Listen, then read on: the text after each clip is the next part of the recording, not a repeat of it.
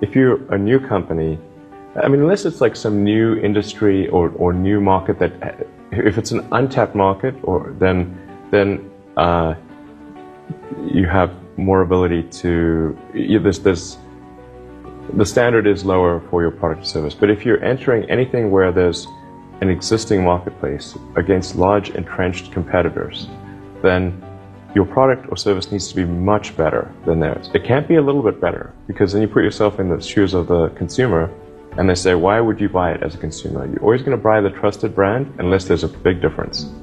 So a lot of times, entrepreneur will come up with something which is only slightly better. And it's not, it can't just be slightly better. It's got to be a lot better. So I was watching this video on YouTube about Elon Musk. He was talking about how to enter into a business, like advice for entrepreneurs. And then there's this statement that he said which really caught my attention. So he was saying there are two types. When you're getting into business, you can either be getting into a totally new market, something untapped, something that has never been done before. And if you're getting into such industry, the expectations are low. So even if you put minimal effort, it might not be that much of a problem. So when you put your maximum effort and the product still is not perfect, then no one will blame you and people will just accept it as it is because it's the only one that's on the market. Now, the difference comes in when you're getting into a market that's already existing. I mean, there are things that are already on the market which people are buying. There are brands that people already trust. So if you get into the market, you don't have to be a little bit better. You have to be far much better than what the current market is supplying. Why? People already have trust in that brand. So if the difference is so small, they would not go for something that they don't trust. They will just go for something that they already know. So if you're getting into a new market, you can get away with it. But if it's something that's already there, now you have to be a whole lot better. So I was wondering, if he gives such advice, does he follow it? And then I realized there is Starlink. I don't know how many people know the capabilities of Starlink, but I feel like in 10 years' time, Starlink is about to revolutionize the whole telecommunications industry. I mean, yes, we have 5G, which is way better in terms of the amount of data transfer, but then Starlink has the capability to upgrade to get to those crazy speeds. Now, where do things get complicated and way better than what we currently have right now? We're not talking about the price, but the efficiency of the system.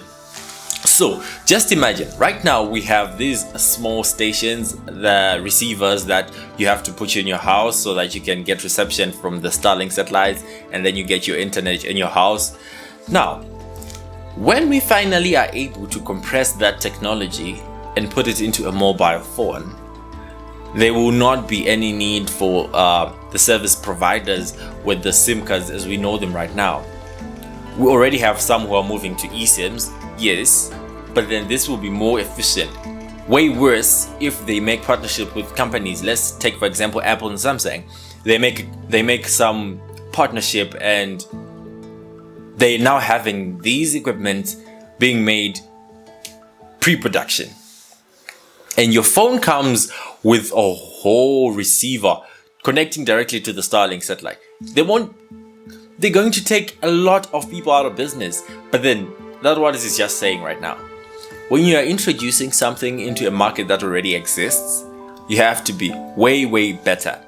So the question is to the existing telecommunication companies, how best are you going to beat this competition where people will no longer require SIM cards, which means your services will be rendered useless? They only need a phone that connects directly to the Starlink satellite. And when that happens, all those companies are going to close. If they do not innovate right now or in the next 10 years, that's going to be the greatest challenge. And I think that what Elon Musk has done is not really easy, because if it was that easy, a lot of countries should have already started by now, sending their satellites and providing their country with their own internet without having to rely on Starlink. but it seems like it's a great feat and the technology is really kept secret.